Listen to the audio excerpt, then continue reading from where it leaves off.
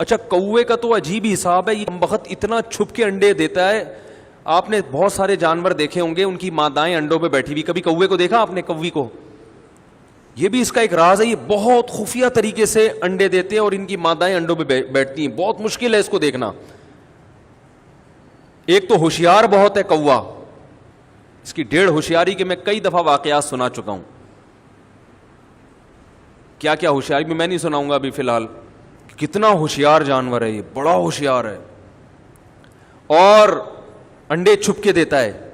جن اس کی مادہ جو ہے انڈے چھپ کے دیتی ہے. پھر یہ پوری قوم مل کے انڈوں بچوں کی حفاظت کرتی ہے. ان میں یہ بھی ہے. یہ ویسے تو دشمنیاں بہت کرتے ہیں مگر قومی یکجہتی ان میں بہت ہے, قوم پرستی بہت ہے کووں میں.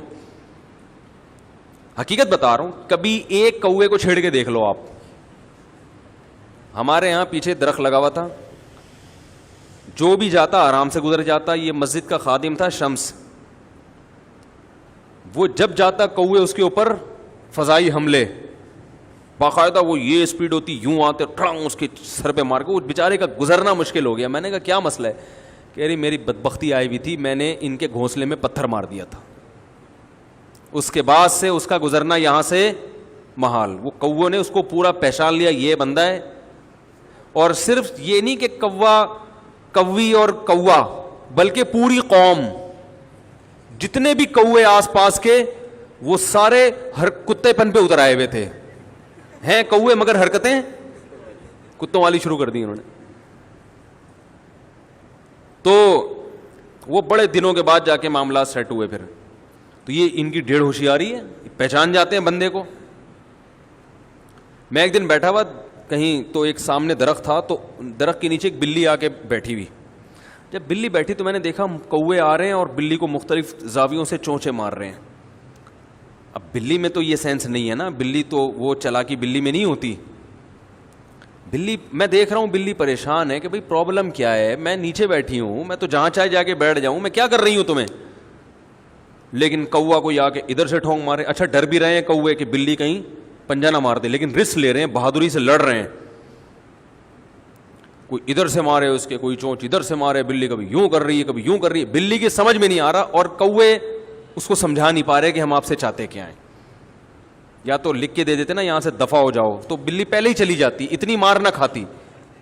اب زبانیں مختلف, قومیت الگ, مدر لینگویج دونوں کی مختلف, تو بلی کنفیوز ہو رہی ہے بھائی مجھے کیوں مار رہے ہو.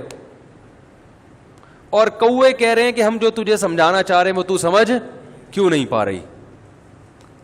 اب میری سمجھ میں نہیں آ رہا جو میں وہاں بیٹھا ہوا ہوں کہ یار یہ ڈرامہ کیا ہو رہا ہے, اس بلی نے کیا کیا ہے.